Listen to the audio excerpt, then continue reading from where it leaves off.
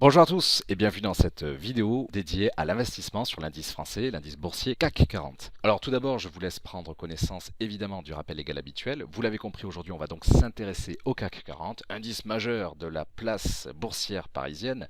On va s'intéresser très vite dans un premier temps sur les trois parties, à l'origine du CAC, sa composition, son importance dans l'économie française. Bien sûr, par habitude, la deuxième partie sera la plus importante, à savoir comprendre et mieux connaître le CAC 40 à travers des exemples graphiques, tout simplement un petit cours très rapide d'analyse technique à ce niveau-là. Et enfin, en troisième et dernière partie, assez rapide, comment trader le CAC et quels sont ses principaux avantages. Comme toujours, je vous indique que cette vidéo risque de faire à peu près un petit quart d'heure. Si vous souhaitez avoir un peu plus d'informations concernant le CAC 40, je vous invite évidemment à lire l'article d'Admiral Markets qui accompagne cette vidéo. Cet article, bien sûr, en dit bien plus sur le CAC que je ne saurais le faire durant cette vidéo. Très rapidement, première partie, qu'est-ce que le CAC 40? L'indice a été créé en 1988, à Paris bien sûr. Le CAC est composé de 40 entreprises françaises ou de multinationales représentant les 40 plus grosses capitalisations boursières nationales. L'indice est considéré comme le baromètre de l'économie française, alors c'est toujours pareil. C'était surtout vrai à l'époque, ça l'est de moins en moins, dans le sens où on peut clairement contester depuis une bonne dizaine d'années le fait que l'économie réelle a un véritable impact, un impact majeur en tout cas, sur la valorisation des indices boursiers occidentaux, entre autres. Voilà. Donc dans le cas du CAC, oui, c'est censé être le baromètre de l'économie française, en théorie. C'est beaucoup moins vrai. Comme pour la vidéo du Nasdaq et de l'euro USD, j'aimerais vous rappeler que celle-ci est enregistrée début septembre 2019 et qu'il y a principalement 4 sujets à surveiller pour les prochains mois. C'est l'éternel impact de la Banque centrale, alors des banques centrales je devrais dire, tantôt la Fed, la BCE ici et la BOJ dans une moindre mesure, le risque de récession pour 2020, en particulier en Allemagne et aux États-Unis, la géopolitique, donc dans la rue française, le Brexit côté britannique évidemment, les troubles politiques en Italie, Hong Kong, le Venezuela, Hormuz, et enfin, bien sûr, le sujet de ces 15 derniers mois, ou peut-être 16 derniers mois, la guerre commerciale entre Chinois et Américains. Voilà. Alors, le CAC, ça se sait assez peu, mais c'est vrai que le CAC, quand même, dans sa création, fait suite à un crash boursier. C'est un petit peu la réaction française face au crash de 87.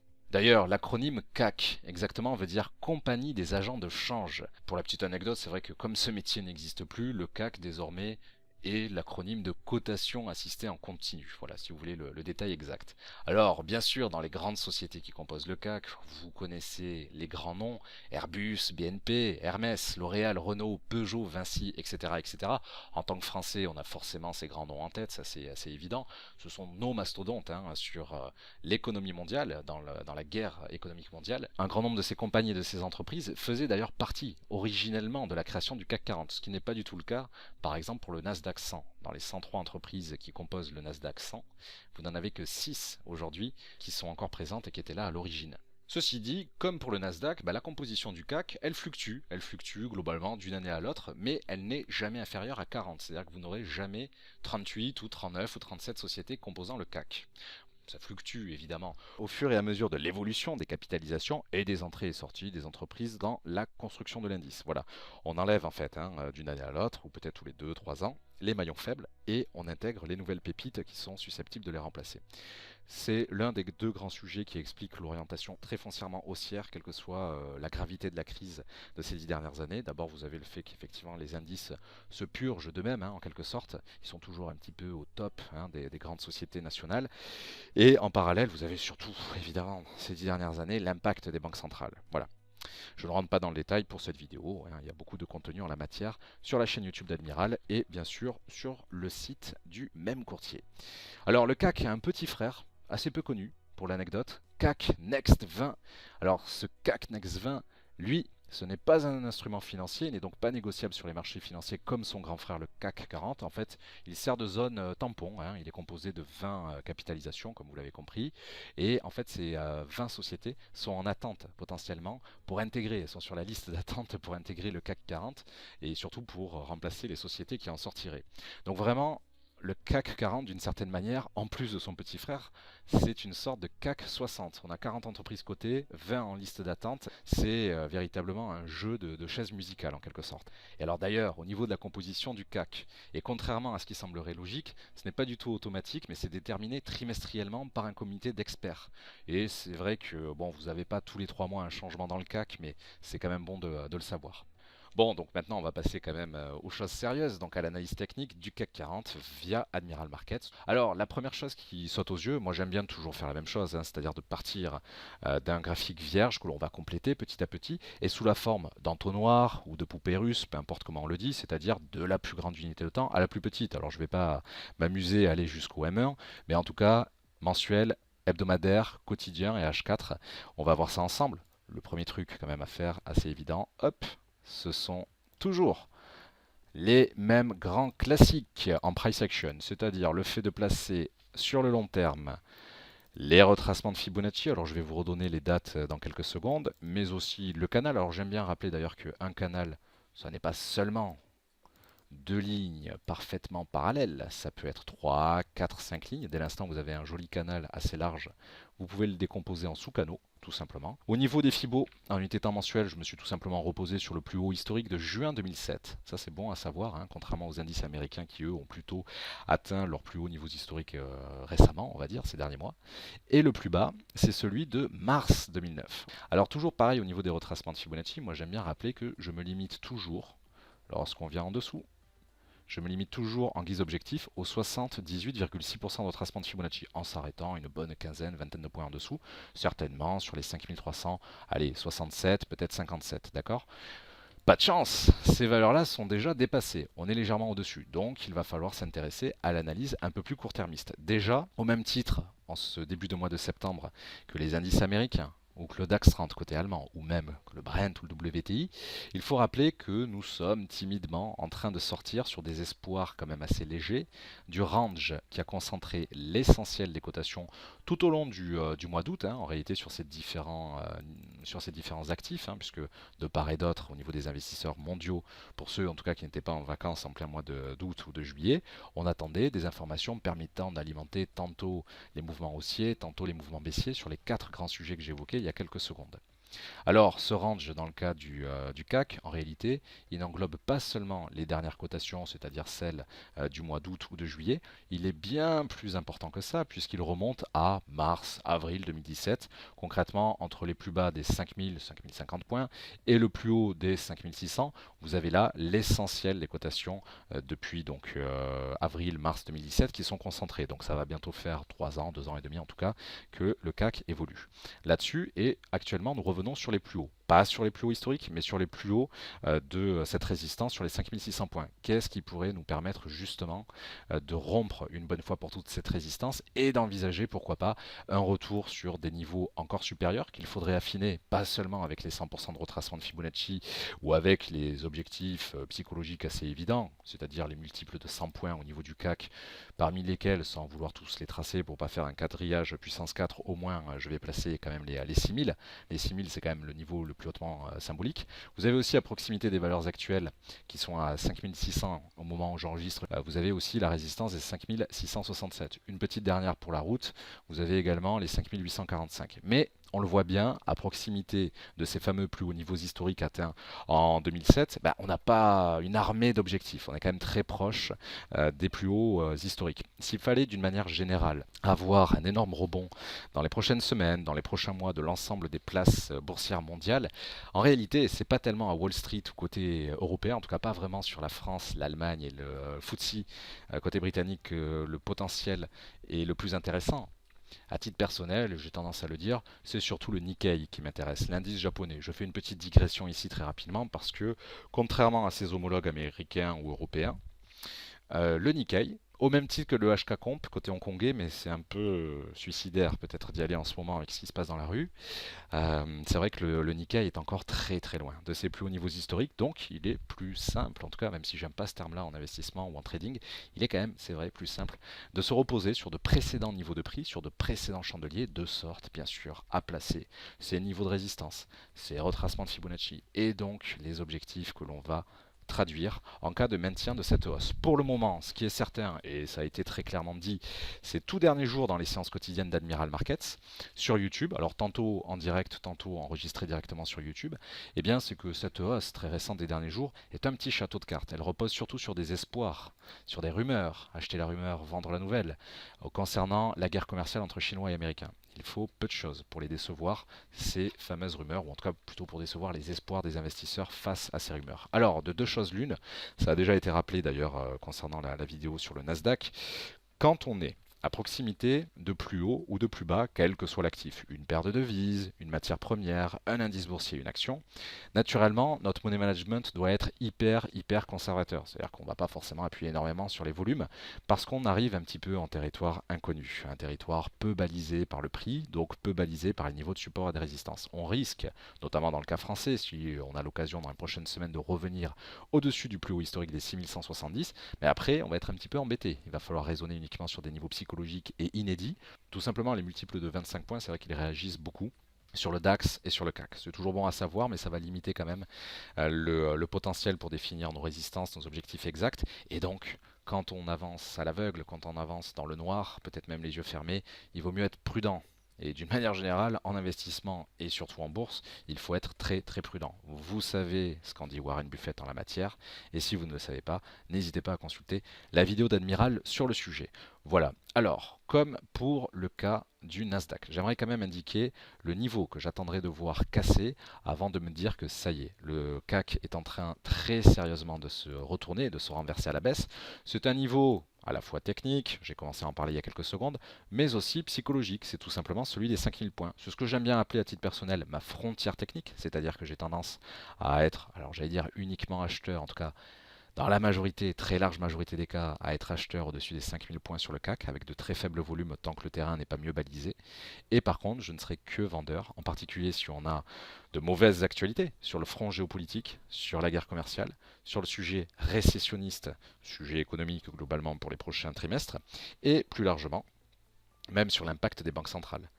Donc, si j'ai cette rupture dans les prochains jours, prochaines semaines des 5000 points, mon analyse passera frontalement baissière. Le coup de grâce, en réalité, au-delà de la rupture des 5000 points, c'est surtout la sortie du grand canal ascendant que l'on a tracé en unité de temps mensuelle, qui n'est pas bien éloigné d'ailleurs, parce que comme c'est un support oblique, alors c'est dur de savoir exactement quel jour, quel mois, quelle semaine le test se ferait, mais on voit bien quand même que ça se ferait à proximité des 5000 points.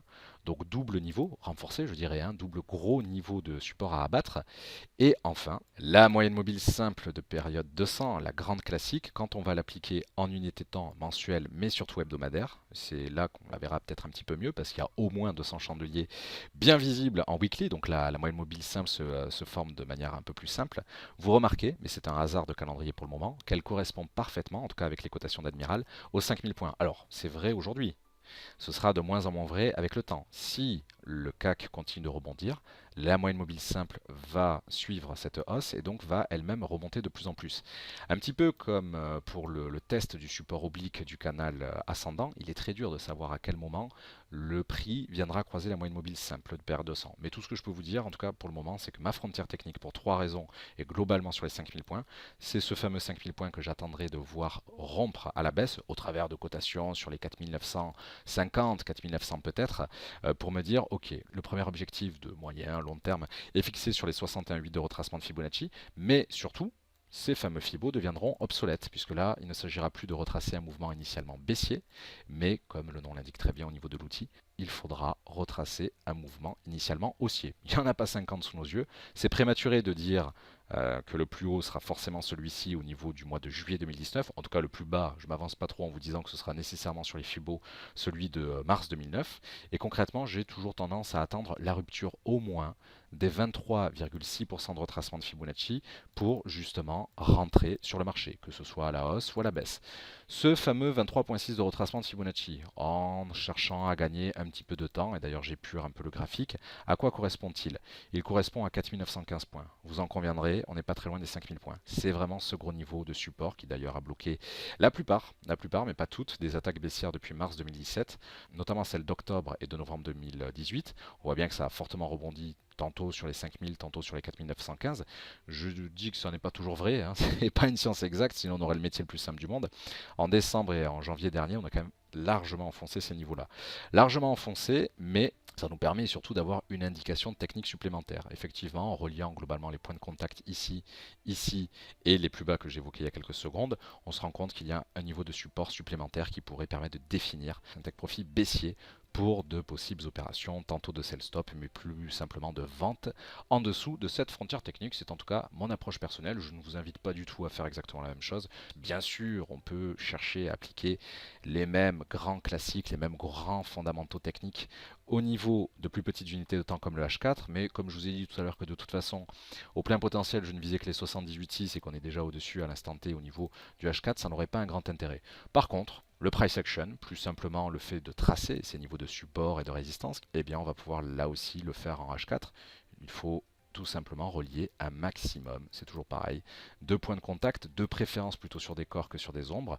N'hésitez pas à vous aider des chandeliers japonais pour commencer à faire vos tracés avant de passer sur une représentation en Ekinashi. Tout simplement parce que les chandeliers, c'est clairement la représentation la plus répandue au niveau mondial. Il n'y a pas de grand mystère là derrière, hein. C'est vrai depuis des siècles au Japon. Ça n'est vrai que depuis 1991 et Steve Nixon en Occident. Donc, par prophétie auto-réalisatrice, comme on a à peu près tous sous les yeux les mêmes cotations, c'est vrai qu'il vaut mieux placer ses supports, ses résistances horizontaux, obliques, et même pourquoi pas les retracements de Fibo avec les chandeliers, avant d'affiner le propos et pourquoi pas de passer en Ekinashi. Voilà, une petite conclusion rapide sur l'investissement à long terme, à moyen terme et à court terme, le scalping autrement dit. Bon, tout d'abord le long terme. Alors selon le type de trading, hein, plutôt ici donc du swing, vous l'avez compris, le CAC, globalement l'indice français, l'indice en tout cas sur lequel on va peut-être en tant que Français avoir le plus de facilité à trouver des informations dans la presse économique, spécialisée ou même dans la presse un petit peu plus grand public. C'est un indice très directionnel, notamment en unité temps quotidienne ou en H4. Évidemment, il est préférable de pratiquer un trading de bon sens, hein, qui consiste à être patient et à attendre une correction boursière avant de mieux se replacer. Là, ça renvoie évidemment aux propos de Warren Buffett. Les zones de support sont claires et visibles pour cette année 2019. Le cours se repose à la fois sur la moyenne mobile simple de perte 200 et sur plusieurs grands niveaux psychologiques. Au niveau du trading à cheval entre moyen et long terme, c'est vrai qu'il faut rappeler la très forte corrélation entre le CAC et le DAX 30, donc respectivement côté français et le grand frère allemand, le DAX 30, l'indice boursier allemand. C'est toujours intéressant de les comparer côte à côte, l'un à l'autre, hein, pour vérifier cette corrélation. À gauche, vous avez le DAX 30, l'indice allemand en unité temps quotidienne, et à droite, son homologue français, le CAC 40, là aussi en unité temps quotidienne. Vous remarquez cette très forte corrélation. Alors il y a toujours des petites subtilités. Si on appliquait sensiblement de la même manière d'ailleurs les retracements de Fibonacci sur les plus hauts et les plus bas correspondants, on se rend très vite compte que le potentiel est déjà complètement terminé, on va dire, de rebond sur le CAC 40 en direction des 78,6. Alors bien sûr, c'est tout à fait possible d'aller bien au-delà, mais en application stricte de ce que je vous disais, c'est déjà terminé, alors qu'il y a encore ce potentiel au niveau de l'indice allemand, c'est-à-dire que nous avons dépassé les 5565 côté CAC, mais pas du tout les 12360 côté allemand. Voilà, on verra si cela change dans les prochains jours. Concernant le scalping, alors sur les petites unités temps, ou même le day trading, c'est-à-dire le fait de rentrer et de sortir sur le CAC 40, dans la même séance. Alors encore une fois, l'investissement à court terme n'est absolument pas dédié aux plus débutants, aux néophytes. C'est très très fortement déconseillé de pratiquer du scalping ou de l'investissement à très court terme sans une expérience solide. J'aime bien rappeler ce rappel de bon sens. Je vous invite d'ailleurs, comme toujours dans les commentaires, en particulier au niveau des investisseurs les plus expérimentés, n'hésitez pas, surtout pas, à faire remonter vos retours d'expérience. Dites-nous ce que vous pensez du CAC 40, quelles sont vos expériences là-dessus. Ça peut être toujours très très très bon à prendre pour les plus débutants, en particulier pour compléter cette vidéo et l'article bien sûr complet qui l'accompagne sur le site d'Admiral Markets. Il est toujours bon quand même de mentionner que dans le cas de l'euro USD, du Nasdaq, du CAC 40 ou du DAX 30, les spreads sont tellement faibles que le scalping en soi est tout à fait envisageable pour les profils les plus expérimentés, c'est-à-dire le fait d'aller travailler sur de très faibles amplitudes, peut-être quelques points, 3 points, 5 points, 10 points entre le point d'entrée et le take profit. En général, et c'est mon cas d'ailleurs, les scalpers sur indice européen préfèrent plutôt le DAX 30. Voilà, en tout cas j'espère que cet article et la vidéo qui l'accompagne vous auront permis de découvrir ou de redécouvrir l'indice boursier français. Soyez très très très très prudents à l'achat à proximité de nouveaux plus hauts historiques, pas seulement sur le CAC 40. N'oubliez pas pour les 6 prochains mois, au moins jusqu'à la fin du premier trimestre 2020, de bien surveiller les 4 épées de Damoclès qui planent au-dessus du CAC 40 et plus largement de la stabilité financière mondiale, les 4 qui avaient été rapidement évoqués tout à l'heure. Comme pour la plupart des indices, le CAC, au niveau de son évolution de long terme, au moins pour les 10 dernières années, reste en très grande partie au sein d'un mouvement haussier, essentiellement grâce à l'impact des banques centrales. Bien sûr, si vous avez la moindre question, je vous invite à contacter Admiral Markets pour de plus amples informations. Pour ma part, je vous souhaite à tous une excellente séance d'investissement et je vous donne rendez-vous dans une prochaine vidéo. À très bientôt.